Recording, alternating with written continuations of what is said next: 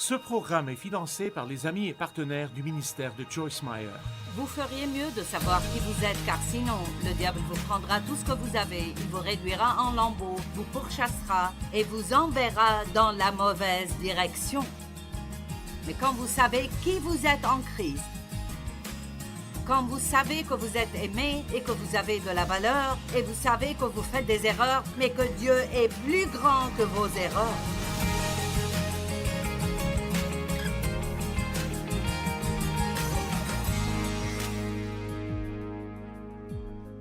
Quelle est votre attitude envers vous-même?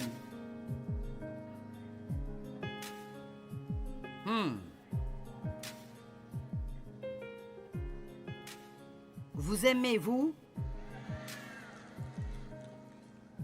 Certains s'aiment eux-mêmes, mais...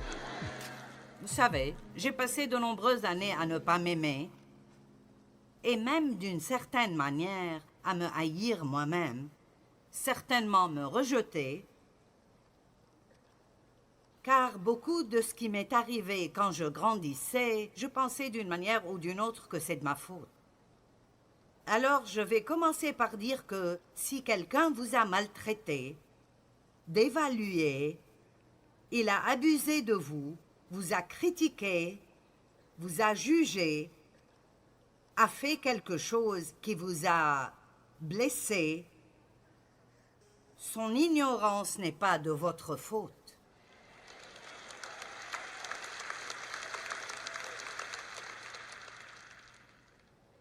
Ne les détestez pas, ne leur en voulez pas, car si vous faites cela, cela leur donnera du pouvoir sur votre vie.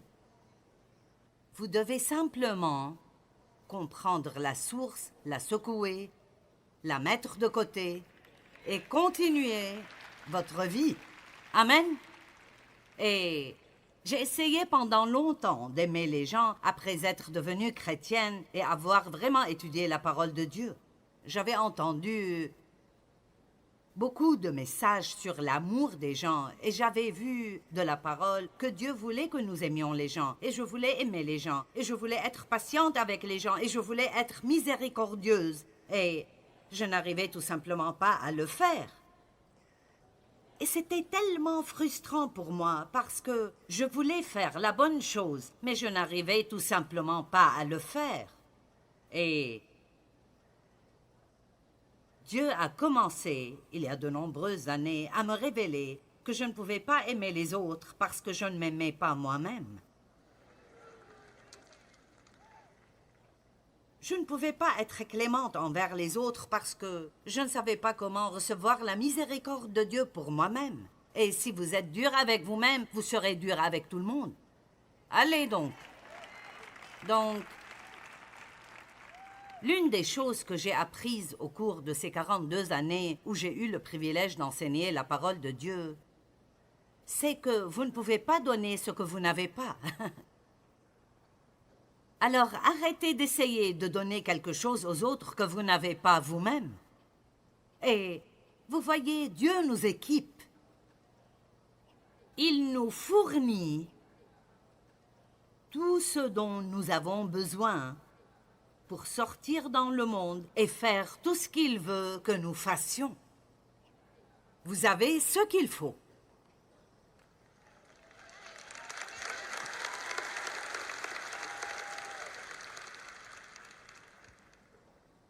Mais si vous ne le savez pas, alors peu importe ce que vous avez, ça ne vous fera aucun bien. Et si ça ne vous fait aucun bien, alors ça ne pourra pas aller de vous pour faire du bien à quelqu'un d'autre. Et vous m'avez probablement entendu enseigner cela. Mais même si vous l'avez entendu 1000 fois, si le diable peut vous empêcher de vous aimer, il a déjà gagné la bataille dans votre vie.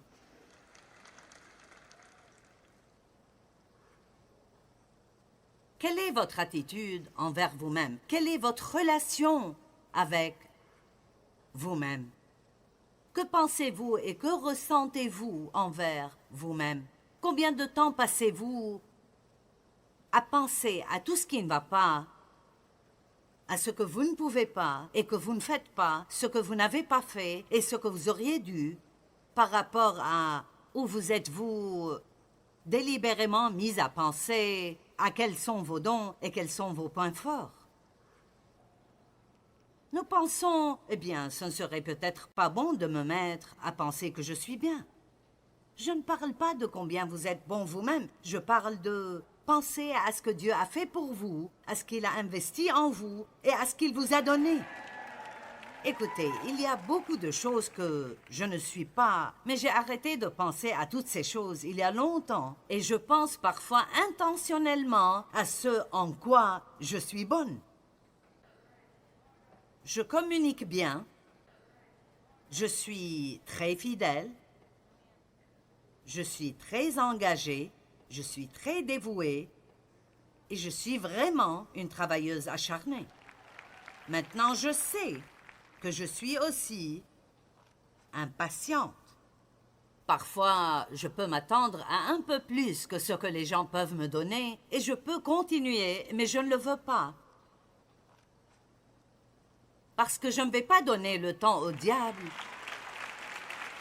de penser encore ou de parler encore de ce qui ne va pas en moi. Parce que Dieu savait tout ce qui n'allait pas avec moi quand il m'a choisi.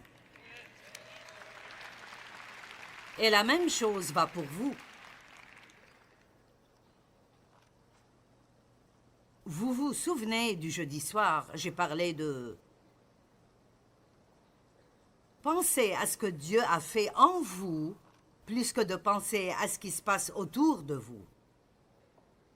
Ne soyons pas tellement pris par notre situation et ce que nous n'avons pas et ce qui ne marche pas bien et de ce que les gens ne font pas et accrochons-nous à quelque chose, même si c'est petit, une bonne chose dans notre vie, quelque chose que Dieu fait en nous et célébrons cette chose.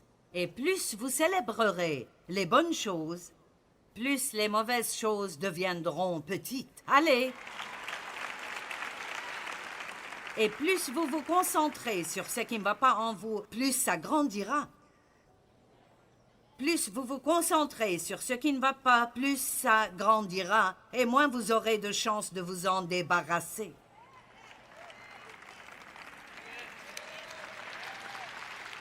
On va dire ça à ce côté de la salle.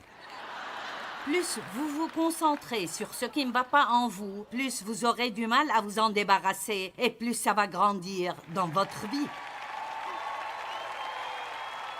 Si vous continuez simplement à vous concentrer sur ces problèmes, vous verrez à quel point vous serez pire l'année prochaine que vous ne l'êtes maintenant. Mais si vous vous concentrez sur quelque chose, je fais bien cela. Je suis forte ici. Peu importe ce que c'est, je veux vous mettre au défi de l'écrire sur un bout de papier.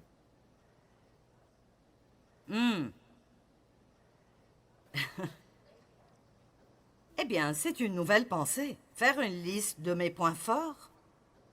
Faire une liste de ce en quoi je suis bon. Le diable ne veut absolument pas que vous y pensiez, mais il ne veut certainement pas que vous l'écriviez. Mon Dieu, c'est comme un autre élément d'obtenir une révélation.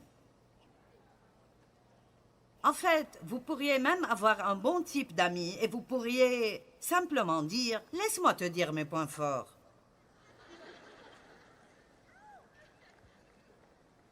Je l'ai fait ici devant vous. Allez!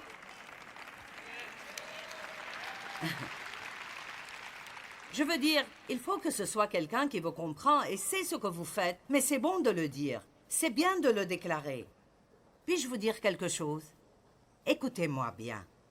Il y a plus de bonnes choses en vous que de mauvaises choses.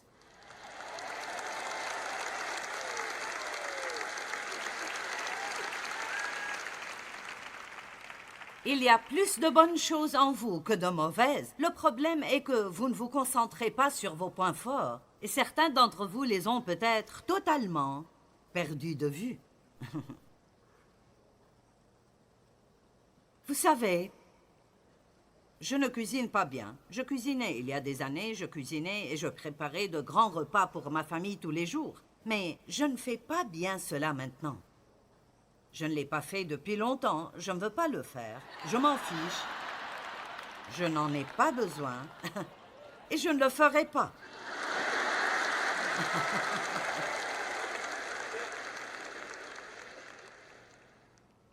J'ai essayé, il y a de nombreuses années, j'ai essayé de tricoter des vêtements pour ma famille, j'ai fait un short pour mon mari. J'essayais d'être une femme classique. À quel point est-ce ennuyeux d'être classique? Je ne veux pas être classique. Je veux être dans une autre stratosphère, quelque part de différent d'où tout le reste du monde est. Et je ne dis pas que vous n'avez pas de valeur si vous faites les vêtements de votre famille. Je pense vraiment que c'est merveilleux. Et parfois, j'ai souhaité pouvoir faire cela, mais je ne le souhaite plus. Et je ne passerai pas ma vie à vouloir quelque chose que je n'aurai jamais. Vous devez rester dans votre onction. Vous devez vous accrocher à vos dons et vous devez commencer à vous consacrer aux choses dans lesquelles vous êtes fort au lieu de passer tout votre temps à essayer d'être fort là où vous n'avez jamais été fort.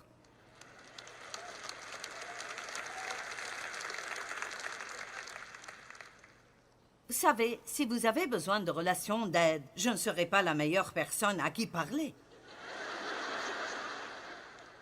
Oui, je le fais assez bien d'ici, mais je ne serai pas idéal. Vous savez pourquoi? Parce que je peux vous dire en 2 secondes quel est votre problème. Et on ne va pas chercher d'excuses, on ne va pas jouer le jeu. Voici le problème, c'est ce que vous devez faire. Rentrez chez vous, faites-le, sinon ne revenez pas. Ça ne sert à rien. Donc, je ne fais pas ça. Je ne fais pas ça. Je ne fais absolument pas de mariage. Je ne fais pas de mariage. J'ai fait environ 3 mariages et le premier que j'ai fait, et c'est la vérité absolue, le premier que j'ai fait, j'ai prêché si longtemps que le témoin s'est évanoui. Il est tombé à travers le mur, celui qui séparait la plateforme et la place de louange, c'était comme un petit mur. Il est tombé à travers le mur parce que si vous mettez un micro devant moi et vous me placez là, je ne sais pas faire un peu de quoi que ce soit.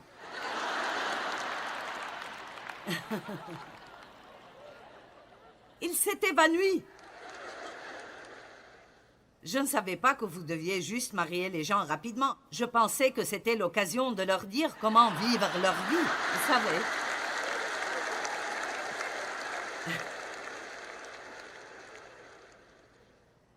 Il faudrait que j'étudie plus pour faire un mariage que pour prêcher.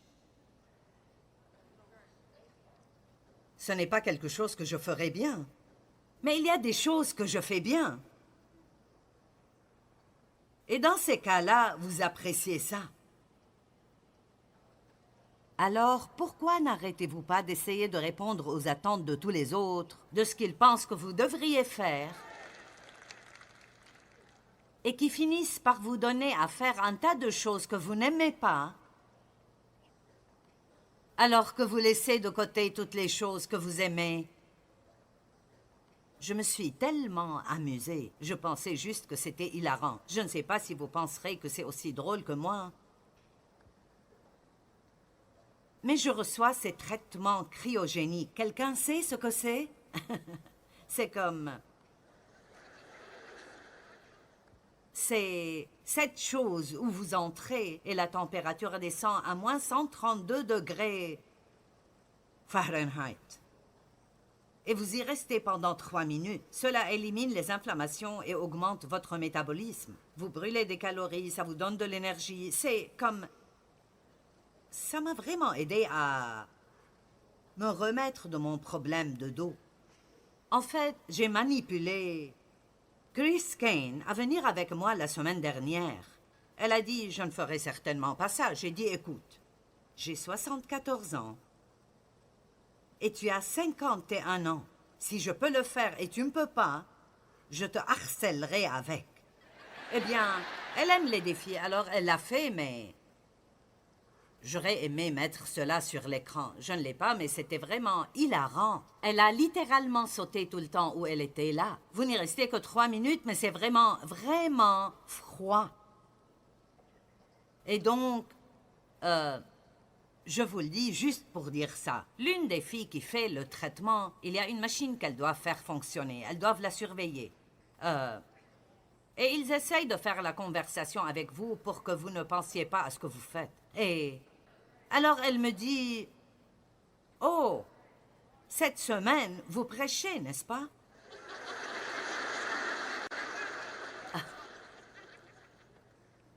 Et j'ai dit, oui, c'est vrai, je savais qu'elle n'avait pas la moindre idée. Et elle a dit, eh bien, où est-ce?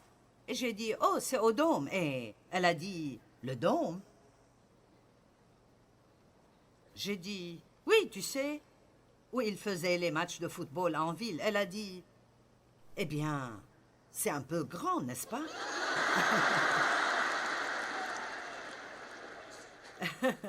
J'ai dit, oui, il y a près de 25 000 femmes qui viennent. Et elle a dit, vraiment? Je pensais que c'était si drôle. Pouvez-vous m'imaginer en train de parler un peu? C'est juste comme ça n'arrivera pas. Et donc, ici, vous avez Joel qui mémorise ses messages mot pour mot. Il peut prêcher le même message 3 fois. Vous pouvez les imprimer, vous pouvez les comparer, et ce serait mot pour mot pour mot. Et moi, ce serait bien si je me rappelle où se trouve mon téléphone ces jours-ci. Je n'ai pas à être comme lui, il n'a pas à être comme moi. Vous n'avez pas besoin d'être comme quelqu'un d'autre. Allez, j'ai dit, vous n'avez pas besoin d'être comme quelqu'un d'autre. Vous pouvez être comme vous. Et dans le peu de temps qui nous reste, je veux vous aider à avoir une meilleure attitude envers vous-même pour que vous sortiez d'ici avec un peu de confiance. Parce que je veux vous dire, une femme confiante et remplie de Dieu est dangereuse et imparable. Je veux dire, vous l'êtes vraiment. Vous l'êtes vraiment absolument. Les femmes sont phénoménales. J'ai ces livrets avec reliure. Elles commencent à se défaire et je viens de remarquer que l'une d'elles est détachée maintenant. Et hier, une était détachée et je l'ai donnée à l'un des gars avec moi qui peut réparer à peu près n'importe quoi. Je pensais bien que ce ne serait rien pour lui. Et donc, un peu plus tard, il en avait sorti 2 et sortait la 3e et ça ne marchait pas. Il l'a déchirée. Donc, Matt est venu et il essayait de l'aider. Et voici ces 2 hommes adultes qui sont supposés avoir des capacités mécaniques qui n'ont pas pu réparer cette petite chose. J'ai appelé Penny, mon assistante administrative. Elle l'a réparée en moins d'1 minute.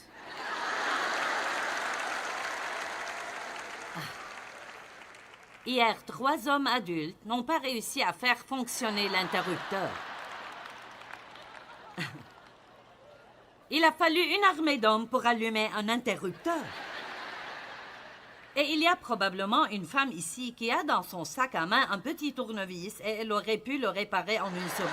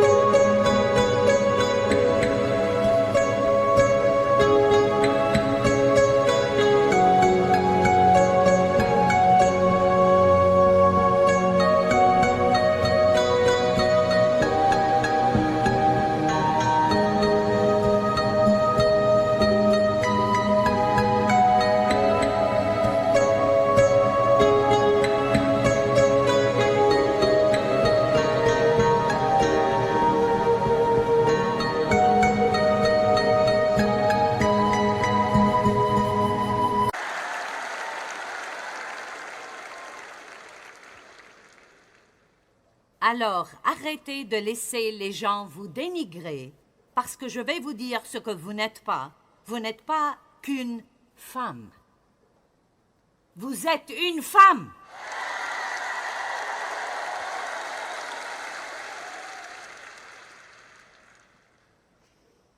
Deux des relations les plus importantes que vous avez sont, un, votre relation avec Dieu, deux, votre relation avec vous-même. Si votre relation avec Dieu est juste et votre relation avec vous-même est correcte, vous n'aurez aucun problème avec quiconque. Cela ne signifie pas que les gens ne vous défieront pas parfois ou ne seront pas peut-être difficiles à gérer, mais n'essayez pas de vous entendre avec tous les autres si vous ne pouvez pas vous entendre avec vous-même. Et beaucoup de gens ne s'aiment pas. Ils ne savent même pas que c'est la racine de leurs problèmes.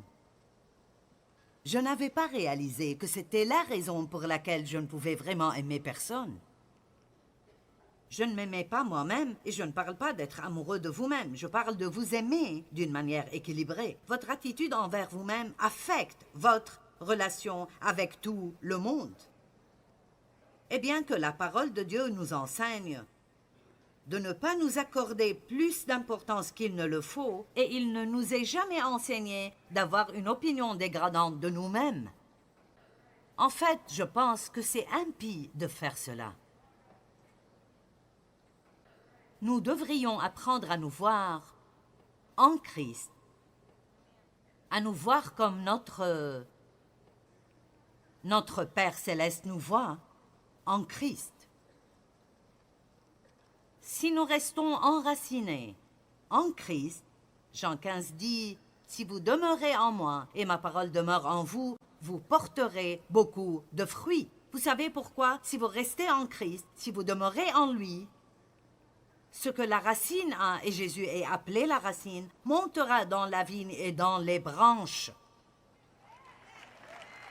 Vous deviendrez de plus en plus comme Jésus, plus vous vous concentrerez sur ce qu'il a fait en vous que ce qui ne va pas en vous. Qui êtes-vous? Si vous ne savez pas qui vous êtes, le diable sait que vous ne savez pas qui vous êtes. Et si vous ne savez pas qui vous êtes, il vous écrasera parce que, même si vous pouvez lire à propos de votre autorité sur lui, et vous pouvez chanter « Hé diable » jusqu'à ce que vous n'ayez plus de voix, mais le diable va juste se moquer de vous. Vous devez savoir qui vous êtes. Vous devez savoir « Je suis la fille de Dieu, il m'aime. Il a envoyé son fils mourir pour moi. Je suis unique et je suis spéciale, je suis puissante et je peux faire quelque chose que personne d'autre ne peut faire. Et je ne laisserai pas les gens me rabaisser et me dévaluer et me mépriser davantage. »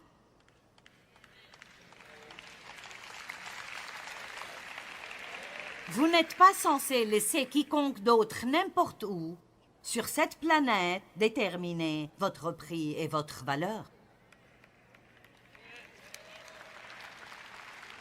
Et combien de fois le faisons-nous parce que quelqu'un d'autre nous maltraite ou nous rejette ou ne nous aime pas? Nous supposons qu'ils ont raison et qu'il y a quelque chose qui ne va pas en nous.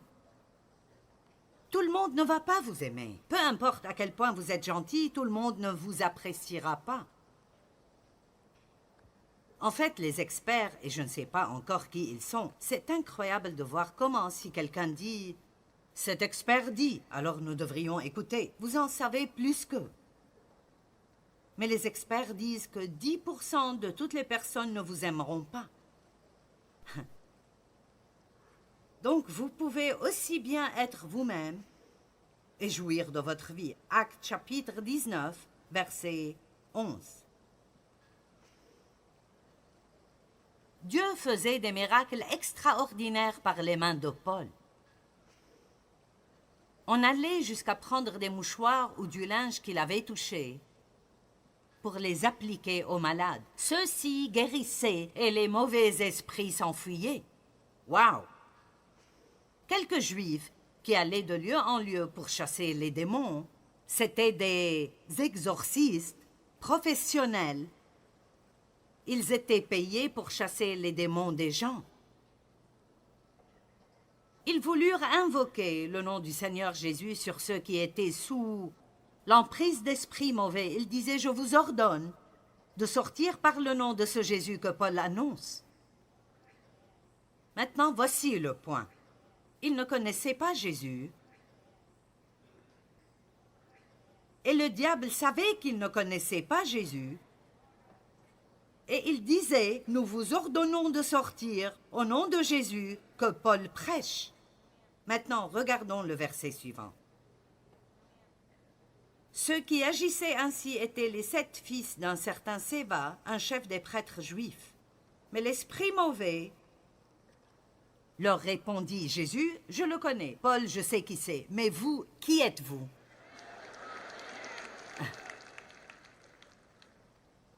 Laissez-moi vous dire. Le diable nous le dit. Qui penses-tu être? Combien de fois dans ma vie pensez-vous que j'ai entendu cela? Surtout au début quand j'essayais de l'entendre.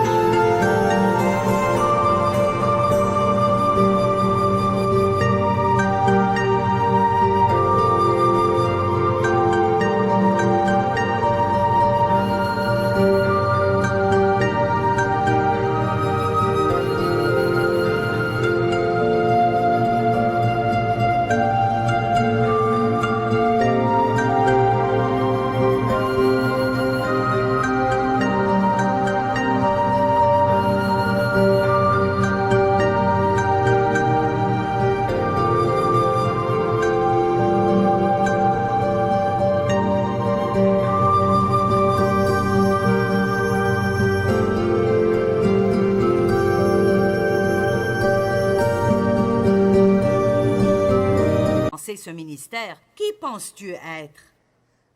Tu n'es personne de nulle part. Tu n'as pas assez d'éducation, tu n'as pas les diplômes appropriés, tu n'es pas théologienne. Qui es-tu et qui va t'écouter? Eh bien, écoutez, quand Dieu met le doigt sur vous, quand Dieu met la main sur votre vie, peu importe ce que vous savez ou qui vous connaissez ou ce que vous ne savez pas ou qui vous ne connaissez pas, c'est l'onction de Dieu qui fait toute la différence dans le monde.